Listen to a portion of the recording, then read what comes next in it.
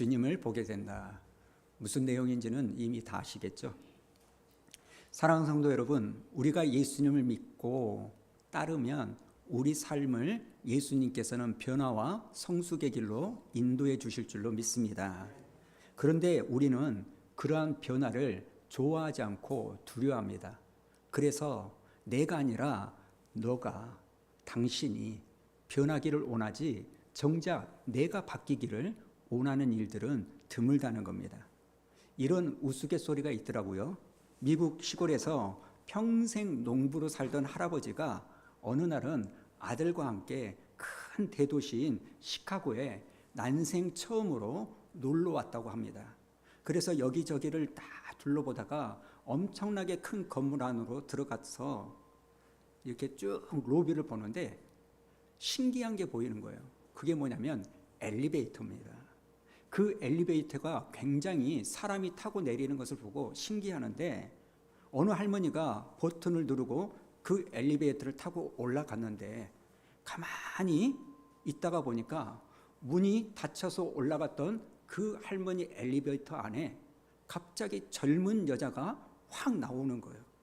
그것을 본 할아버지가 자기 아들한테 흥분한 목소리로 이렇게 외쳤다는 겁니다. 야야야, 빨리 네 엄마 데리고 와라. 웃지 않을 걸 알았습니다. 예.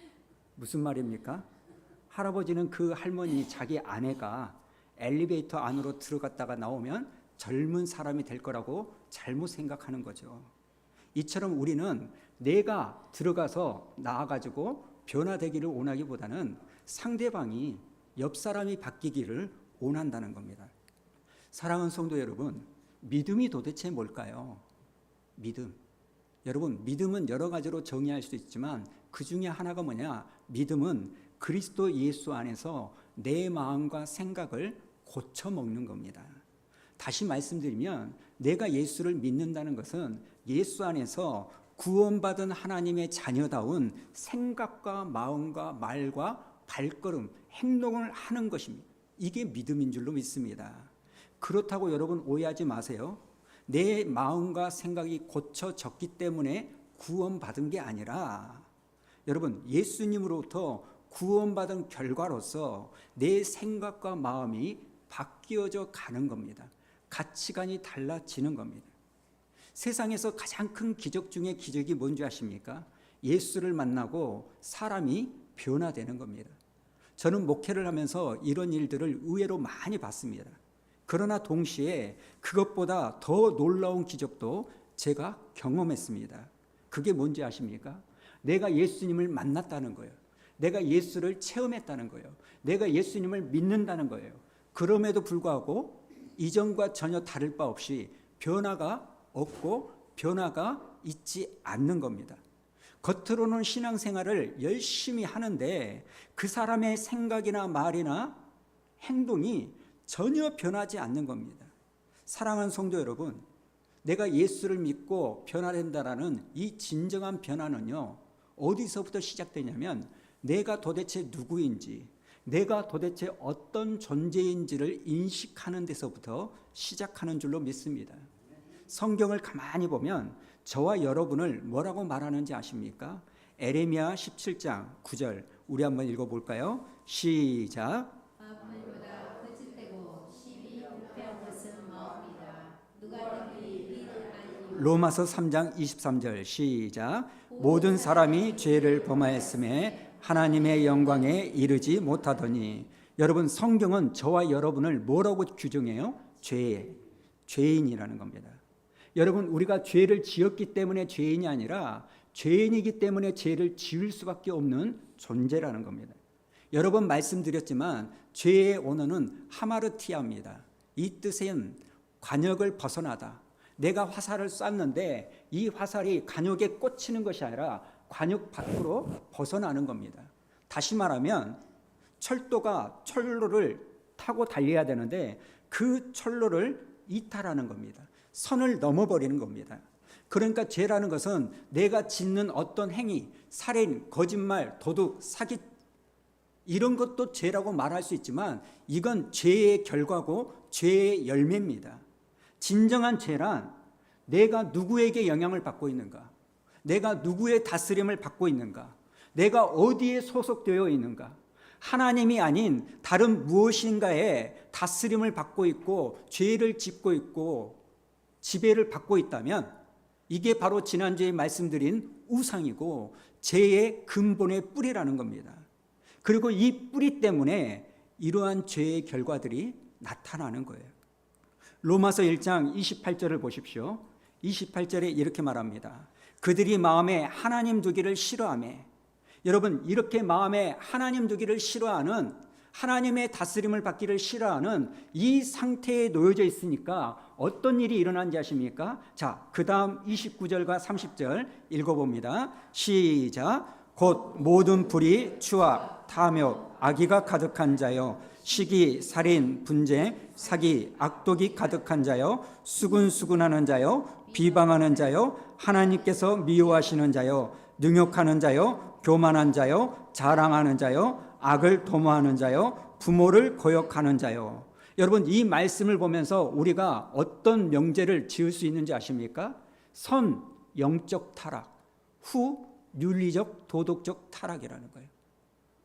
내가 영적으로 하나님의 다스림을 받기 싫어하고 내 마음에 하나님 두기를 싫어하는 영적 타락이 일어나니까 그 후에 조금 전에 읽었던 29절과 30절에 윤리적, 도덕적 타락과 죄가 일어나는 겁니다.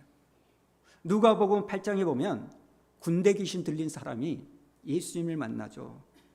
그 군대 귀신이 예수님을 보고 이렇게 말합니다. 8장 28절 한번 볼까요? 중간에 보니까 이렇게 말합니다. 지극히 높으신 하나님의 아들 예수여, 당신이 나와 무슨 상관이 있나이까? 나를 괴롭게 하지 마십시오. 여러분 지금 군대 귀신은요, 예수님이 누군지 알고 있어요.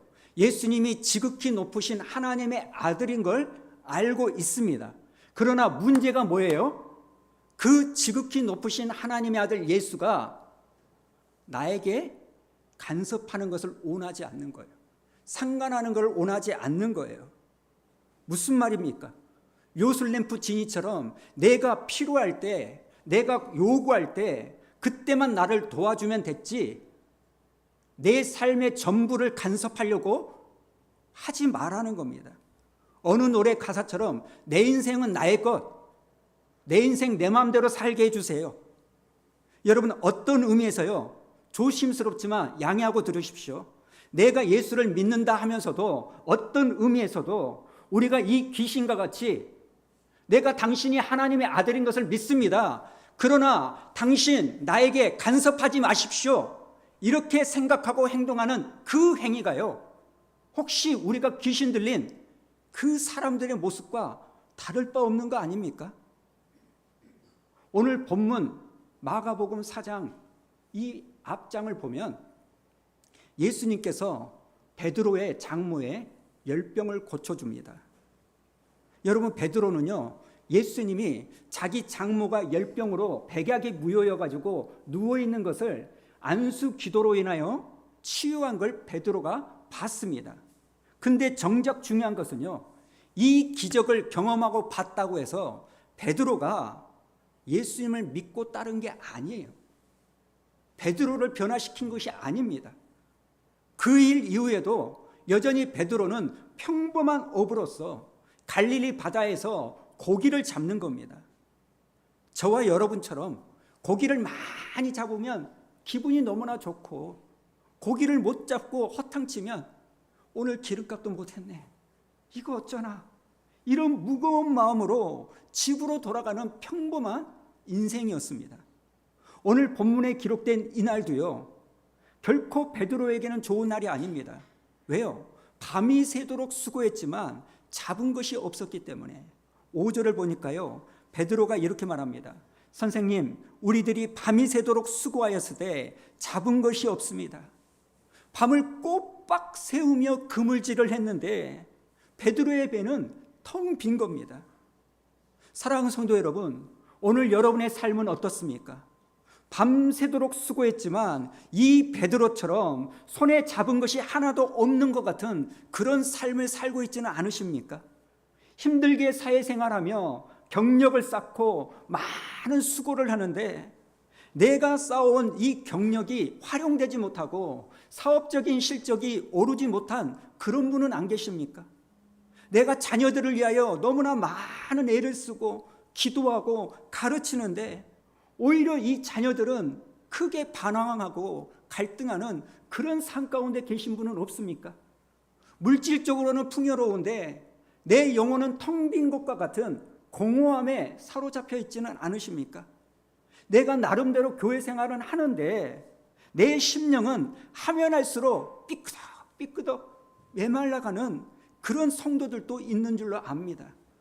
여러분, 이렇듯 나의 모든 수고가 헛될 때 그때 예수님이 찾아오셨듯이 사랑하는 성도 여러분, 오늘 이 시간 저와 여러분에게 그 예수님이 찾아오신 줄로 믿습니다. 지금 베드로는요, 밤새도록 수고했지만 아무런 결과가 없이 돌아와서 피곤한 몸을 이끌고 뭘 합니까? 배를 청소하고 그물을 씻고 있는 겁니다. 자, 2절을 한번 보십시오. 2절에 보니까 호숫가에 배 두 척 있는 것을 보시니 어부들은 배에서 나와서 그물을 씻는지라. 왜 베드로가 그물을 씻을까요? 간밤에는 허탕을 쳤지만 다음 날 또 출항을 하려고 피곤한 몸을 이끌고 준비를 하는 거예요. 그런데 3절에 보니까 그렇게 피곤하고 힘들고 내일을 준비하는 이 베드로에게 예수님이 뭐라고 말하냐? 3절을 보십시오. 그 배는 시몬의 배라 육지에서 조금 떼기를 청하시고 앉으사 배에서 무리를 가르치시더니, 그렇게 피로하고 허탕치고 낙심한 베드로에게 찾아오셔서 뭐라고 말하냐면, 내가 사람들을 가르치려고 하니까 네 배를 육지에서 조금 떼어라. 그리고 그 배에 앉으셔서 베드로를 옆에 두고 말씀을 전하십니다. 그리고 베드로의 배를 타시고 그 말씀을 다 마치신 다음에 예수님은요, 베드로에게 뭐라고 말합니까? 야, 여기서 좀 더 깊은 곳으로 가자. 그러자 베드로는 그 말씀에 순종합니다. 무슨 이유 때문인지 피곤하고 다음날 일정이 있는데, 아니 예수님, 저 오늘 공쳤다니까요. 지금 쉬지 않으면 내일 또 일 못한다니까요. 내가 여기서 배를 좀 띄워가지고 예수님이 말씀을 전하실 정도로 내가 내어드렸으면 내 장모 고쳐준 거에 대한 보답은 한 거 아닙니까? 그런데 더 이상 무엇을 더 요구하십니까? 이렇게 따지지 않고 무슨 이유인지는 모르지만 이 베드로가 순종합니다. 자, 4절을 한번 보도록 하겠습니다. 우리 한번 읽어볼까요? 시작. 말씀을 마치시고 시몬의 배를 주세 깊은 데로 가서 그물을 내어 고기를 잡아라. 사랑하는 성도 여러분, 이랬더니 어떤 일이 일어납니까? 우리가 잘 아는 그 놀라운 일들이 일어나죠. 자, 6절 우리 한번 읽어봅니다. 시작. 그들이 고기를 잡은 것이 힘이 많아 그물이 찢어지는지라. 할렐루야. 이런 축복이 여러분에게도 일어나기를 원합니다. 지금까지 우리는 베드로가 하나님의 말씀에 순종하여 깊은 곳에 가 그물을 내렸더니 그물이 찢어질 정도의 그 만선의 축복을 받았다. 이 초점으로 은혜를 많이 받았습니다. 그러나 오늘 제가 여러분과 나누고 싶은 포인트는 그 다음입니다. 이렇게 만선의 축복이 있었을 때 베드로의 반응이라는 겁니다. 여러분, 베드로는요, 자기가 가지고 있는 그물이 찢어질 정도로 엄청난 고기를 잡았음에도 불구하고 정작 고기에는 관심이 없고 오히려 어떤 행동을 하냐면 예수님께 무릎을 꿇고 회개를 하는 거예요. 여러분, 8절을 보십시오. 8절 우리 한번 읽어봅니다. 시작. 시몬 베드로가 이를 보고 예수의 무릎 아래 엎드려 이르되 주여 나를 떠나소서 나는 죄인이로소이다 하니, 철저하게 자기의 죄를 깨닫는 거예요. 여러분, 이상하지 않습니까? 아이고 예수님, 진짜 예수님이시군요. 당신 말에 순종했더니 이런 축복이 일어나다니 제가 예수님을 더 잘 믿겠습니다. 이렇게 말한 게 아니라 베드로는 어쩝니까? 자기가 죄인이라는 것을 깨달아보는 거예요. 죄인이라고 고백하는 거예요. 나를 떠나십시오. 왜? 나는 죄인이니까. 지금 베드로는 이 사건을 통하여 무슨 죄를 고백하는 걸까요? 딱 하나예요. 자기 중심적인 삶을 살았던 죄, 자기 의존적인 삶을 살았던 죄, 자기를 믿고 의지하는 거, 자기를 위한 인생의 목적을 위하여 살아가는 거, 이것이 죄임을 깨달은 겁니다. 여러분, 하나님께서 말씀을 하셔도 그 말씀의 지배를 받고 영향을 받으려 하는 것이 아니라 여전히 내 중심적인 사고방식과 가치관과 경험을 가지고 살려고 하는 것이 죄라고 말씀하시는 거예요. 여러분은 지난 주일날 설교 기억하십니까? 뭘 기억하십니까? 11조 성교언금? 포인트는 그게 아니에요. 돈의 지배를 받지 말고 돈을 지배하라. 땅의 지배를 받지 말고 땅을 지배하라. 지난주 말씀은 이거였습니다. 그리고 그 돈을 지배하는 삶의 특징은 11조와 성교헌금이다 라는 말씀을 드렸어요. 그러나 여러분, 여전히 자기 중심적인 삶을 사는 사람은요, 그 말씀을 들어도 이렇게 생각합니다. 아, 목사님, 나도 알아요. 그렇게 살아야 된다는 거. 하지만 어쩌겠어요. 수입은 뻔하고 나가는 것은 많은데 내 목구멍이 포도청인데 못합니다. 11조를 하고 성교헌금을 해서 부족한 것이 있더라도 하나님께서 만나를 주실 것이고 까마귀를 주실 것이고 일용할 양식을 주실 것이라는 이것보다 내가 벌어서 내가 가진 것으로 살겠다는 자기 중심적인 삶의 태도, 이것을 죄라고 주님이 지금 말씀하시는 거예요. 우리가 거짓말하고 사기치고 도둑질하는 게 죄가 아닙니다. 내가 가진 것이 하나님의 것이라고 인정하지 않고 헌금 생활하지 않는 것, 11조 하지 않는 것, 이걸 죄라고 말합니다. 예수님께서 제자들에게 이런 말씀을 합니다. 너희들이 천국 가고 싶니? 예. 그랬더니 어쩝니까? 어린아이를 데리고 와서 어린아이와 같지 아니하면 결코 천국에 가지 못한다. 여러분, 어떤 의미로 어린아이와 같지 않으면 안 된다고 말할까요? 어린아이처럼 순수한 거? 어린아이처럼 착한 거? 아니요. 제가 애를 키워보니까요, 한 4살, 5살 정도 되면요, 가르치지 않아도 거짓말해요. 가르치지 않아도 잘 숨깁니다. 가르치지 않아도 뻥을 잘 쳐요. 어린아이가 착하다고요? 웃기지 마십시오. 예수님께서 어린아이 같지 아니하면 천국에 갈 수 없다는 그 말은 그 당시에 어린아이들은요, 철저하게 부모에게 의지하지 않으면 살아남을 수 없는 환경이기 때문이에요. 철저하게 부모에게 의탁하지 않으면 생명이 보존하기 어려운 환경에 있기 때문에 어린아이 같지 아니하면이라는 것은 우리가 철저하게 하나님 아버지께 달라붙지 아니하면 천국에 못 간다는 겁니다. 교회 다닌다고 해서 천국에 가는 게 아니라 하나님밖에 없습니다. 하나님만을 의지합니다.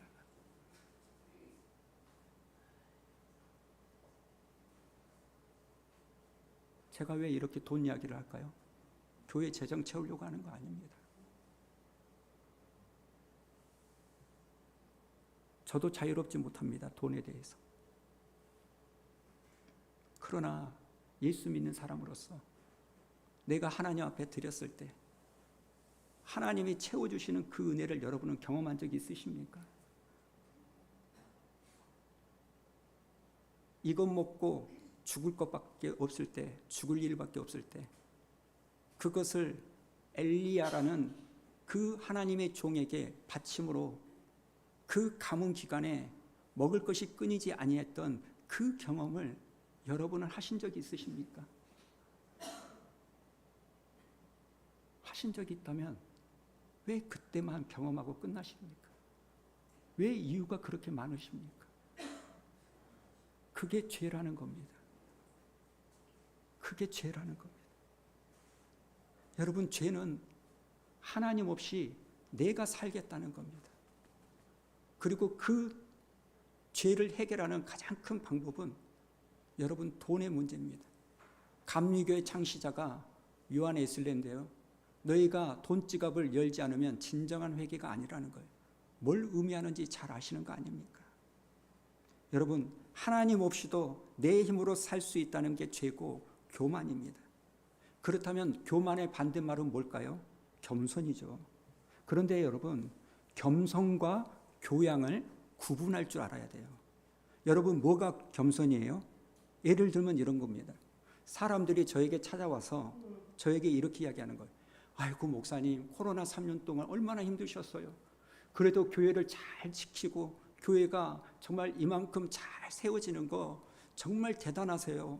목사님 정말 훌륭하십니다. 이렇게 물어보면 제가 어떻게 대답할까요? 그 질문에 제가요, 눈을 내리깔고, 이게 중요해요. 눈을 내리깔고, 제가 했나요? 하나님이 하셨죠. 호호호. 여러분, 이게 겸손이에요. 그러면 그쪽에서 보통 어떻게 말합니까? 야, 역시 겸손한 목사님은 다를 것이다. 정말 겸손하시구나. 그런데 여러분, 이건 틀린 표현이에요. 이건 겸손이 아니라 교양이 있는 겁니다. A가 바른 거예요. 가정교육을 잘 받으면 다 그렇게 말합니다. 이건 겸손이 아니고 교양입니다. 우리가 착각하기 쉬운 게 뭐냐면 교양, A 있는 거, 이걸 겸손으로 착각해요. 상다리를 휘어지게 차려놓고 목사님에게 하는 말이 뭐예요? 차린 것 없지만 좀 드십시오. 여러분, 그건 겸손이 아니라 교양으로 말하는 거예요. 뭐가 겸손입니까? 겸손은 이겁니다. 제가 개척교회 초기에 새벽 기도를 이곳에서 하면 그렇게 눈물이 많이 났어요. 한평생 한 교회에서 부사역자만 하다가 갑자기 담임 목회를 하고 개척을 하는 건데 뭐 할 줄 아는 게 있어야죠. 주변에 기대는 너무나 큰데 너무나 힘든 거예요. 그때마다 새벽에 나와서 하나님 앞에 매달렸습니다. 하나님, 한 번만 좀 살려주세요. 하나님, 저 어떻게 될지 모르겠어요. 이렇게 있다가는 하나님, 한 영혼만 좀 보내주세요. 그러면 제가 최선을 다해서 그 영혼 섬기겠습니다. 하나님, 한 번만 제 목숨줄 붙잡아 주세요. 얼마나 매달렸는지 모릅니다. 그러면서요, 저의 18번 찬양을 부르고 하나님 앞에 그렇게 많이 울었어요. 어두움에 밝은 빛을 비춰주시고 너의 작은 신음에도 응답하시니 너는 어느 곳에 있든지 주를 바라고 주만 바라볼지라. 새벽마다 이 찬양을 부르면서 참 많이 울었습니다. 금호동으로 돌아가는 차 안에서 새벽 기도 끝나고 돌아가는 그 대로 순환도로를 타면 일출이 쫙 올라오는데 저는 그 일출이 소망으로 다가오는 게 아니라 매달림으로 다가오는 거예요. 하나님, 저도 저렇게 좀 떠오르게 해주세요. 저도 좀 저렇게 불타오르게 좀 해주세요. 사랑하는 성도 여러분, 이게 겸손인 줄로 믿습니다. 내가 아무리 잘 나가도 하나님이 도와주지 않으시면 못 살 것 같은, 여전히 하나님이 도와주지 않으면 망할 것 같은 그 상태로 내가 하나님 앞에 매달리는 거, 이게 겸손인 줄로 믿습니다.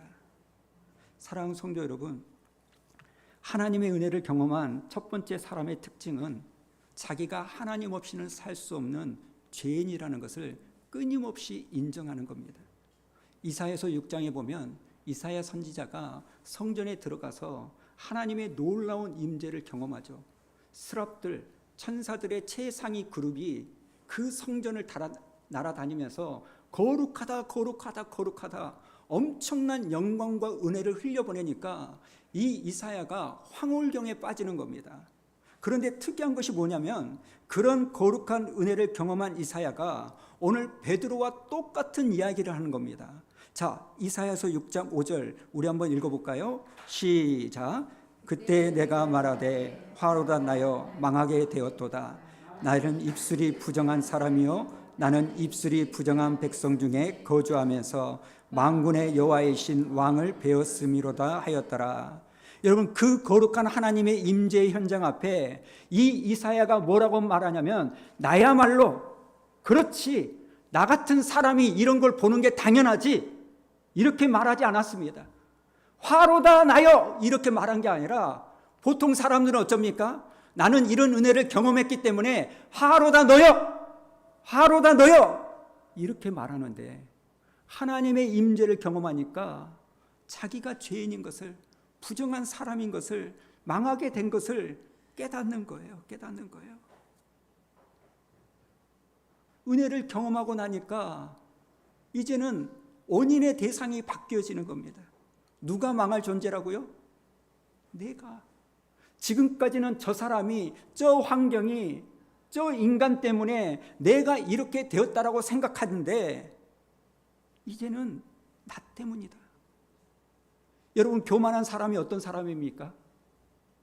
이 교회가 존재하는 것도 내가 다니고 헌금하기 때문에 존재하는 거고, 내 가정이 존재하는 것도 내가 중심을 잡고 있으니까 가정이 존재하는 거고, 지구도 태양을 중심으로 도는 것처럼 이 세상의 모든 일은 나를 중심으로 돈다라는 은근한 자기중심적인 사고방식이 여러분 죄라는 거예요. 여러분, 사랑하는 성도 여러분, 하나님을 믿는 사람의 첫 번째 태도가 뭔지 아십니까? 나는 연약한 죄인이라는 것을 잊지 않는 겁니다. 도대체 어떤 사람이 예수를 믿을까요? 내가 죄인이라는 사람이 예수를 믿습니다. 물론 교회 처음 나올 때 교회에 오면 여러 가지 사업하는 사람들이 있으니까 비즈니스에 좋다더라. 교회 오면 자녀 문제 해결된다더라. 교회 오면 건강 문제 해결된다더라. 예, 그런 동기로 교회는 올 수 있습니다. 그러나 여러분, 시간이 지날수록 그 신앙생활의 동기가 여전히 신앙생활의 목적이라면 그 사람은 교회를 오래 다닐 수가 없는 거예요. 왜요? 자기가 죄인이라는 것을 인정하지 않기 때문에 예수가 필요한 게 아닙니다. 비즈니스 파트너가 필요한 거고, 그저 심심한 내 마음을 채워줄 수 있는 계모임 같은 소그룹이 필요한 거예요. 그러면서 교회를 다니다가 이런저런 일이 있으면 떠나는 거예요. 사랑하는 성도 여러분, 예수님이 저와 여러분의 죄를 사하게 하여 예루살렘에 입성한 이 종료주의를 지키면서 저와 여러분이 하나님이 사랑하시는 인생이므로 예수님이 십자가를 지신 그 은혜가 있음을 믿으시기 바랍니다. 그러시려면 철저하게 내가 누구임을 인정해야 됩니까? 죄인임을 인정하셔야 돼요. 죄인임을 인정해야 하나님이 보입니다. 죄인임을 인정해야 하나님을 볼 수 있습니다. 왜요? 예수님은 의인을 부르러 온 게 아니라 죄인을 부르러 오셨기 때문에 이번 한 주간도 나는 하나님 없이는 살 수 없는 처절한 연약한 죄인이라는 걸 자각하셔서 예수님만을 붙잡고